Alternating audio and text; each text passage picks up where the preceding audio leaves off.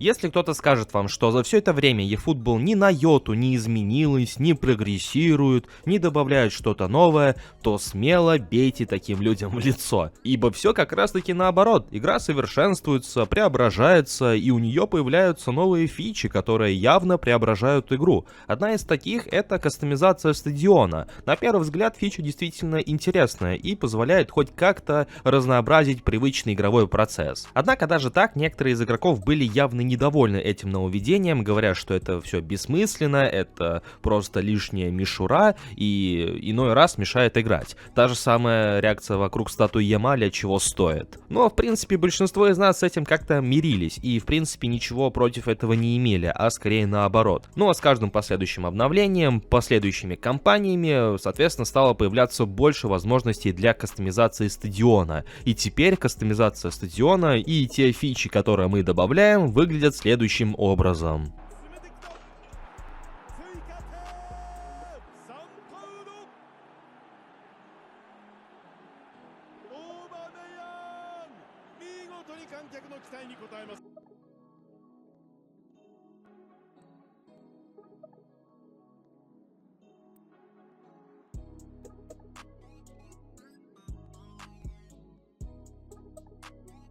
Согласитесь, выглядит слегка вырвиглазно и не совсем естественно для игры, которую мы, по сути, играли в свое время, которую любили и в которую продолжаем играть. И про любили я говорю не eFootball, а серию PES, конечно же. А если вам необходимо пополнить баланс ваших монеточек в eFootball, то это можно сделать на PlayRock, ведь именно там вы найдете одни из самых выгоднейших предложений для eFootball Mobile. Если же вы играете на ПК, то на PlayRock также можно пополнить свой аккаунт Steam. Также используйте мой промокод из закрепленного комментария, чтобы комиссия на пополнение упала с 9 до 5%. Приобрести монеты и все остальное на их сайте вы можете в пару кликов, и что самое главное, безопасно. Все это и не только вы сможете найти по ссылке в описании и в закрепленном комментарии. Ну так, о чем это я? Точно.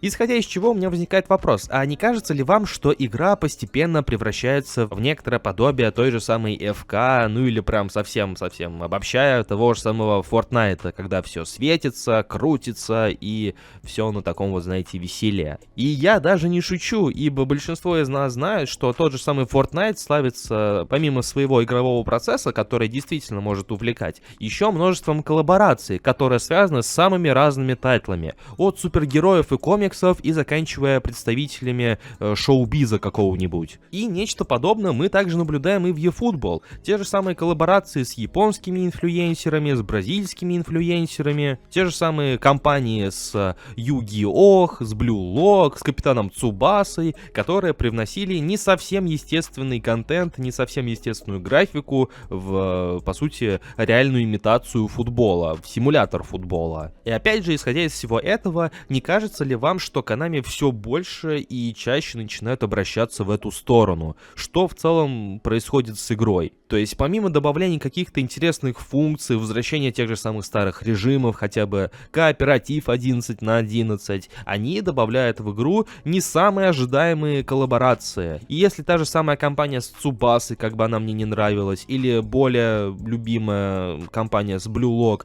еще как-то, были оправданы в этой игре, как-никак это все аниме-тайтлы, которые были посвящены футболу, то последняя компания с Yu-Gi-Oh! Это прям какой-то тотальный промах. То есть мало того, что он добавил не так много контента в игру, так он по большей части еще и бессмысленен. Это просто косметический контент, который добавляет каких-то цветастых огней на те же самые стадионы. Ни больше, ни меньше. Тогда как весь привычный контент в виде тех же самых паков команды недели, эпических паков, шоу-тайм паков, по сути, сохраняется в игре и никак с этой компанией не изменился и не претерпел изменения. Соответственно, вопрос, зачем тогда эта компания вообще была нужна? Может быть, это и правда те самые инициативы молодых сотрудников Konami, которые продюсер серии и более возрастные сотрудники так активно поддерживают. Но скажу лично за себя, мне подобные инициативы не нравятся, особенно когда они не несут за собой какого-то интересного контента, а скорее какую-то цветастую и не совсем нужную мишуру. Согласны ли вы со мной или же у вас иное мнение на этот счет? Буду рад узнать в комментариях под этим роликом. Также не забывайте поддерживать его своими большими пальцами вверх, подписывайтесь на канал с колокольчиком, если вы находитесь здесь впервые, и услышимся с вами в следующих роликах. Всем спасибо за просмотр, всем удачи и до скорых встреч!